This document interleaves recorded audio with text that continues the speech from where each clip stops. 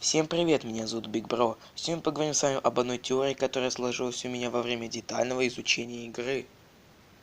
Игроки, которые знают данную игру давно, наверняка видели заколоченную дверь на третьем этаже в доме соседа со стороны улицы. Если подойти к ней, то можно услышать стук, будто кто-то пытается выбраться наружу и просит о помощи.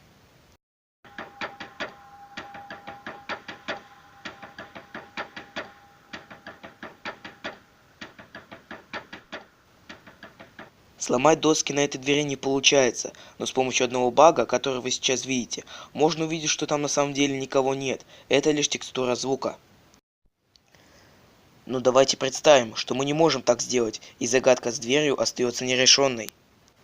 Внимательно посмотрим трейлер игры с официального канала студии, а именно вот этот момент.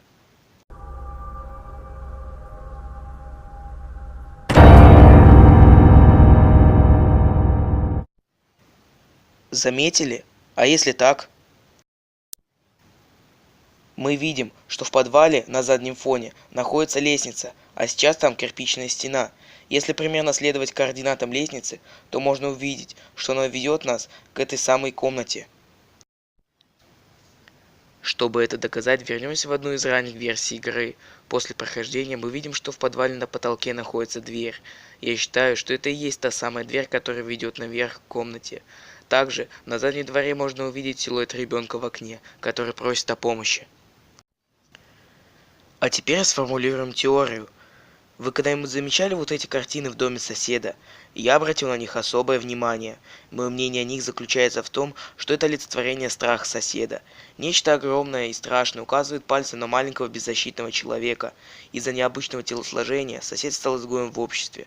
Над ним постоянно издевались, что и вынудило его сменить место проживания.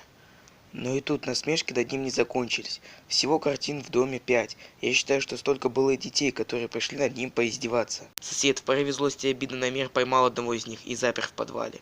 Впоследствии он пожалел о своем поступке и хотел выпустить ребенка на свободу. Но приезжает его новый сосед. Это наш главный герой.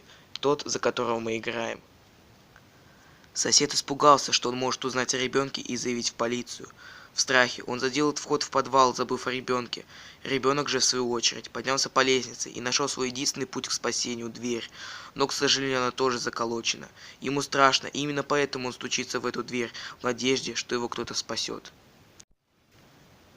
Он не может кричать, так как из-за сильного страха потерял возможность говорить. Что с ним будет дальше? Этот вопрос остается загадкой.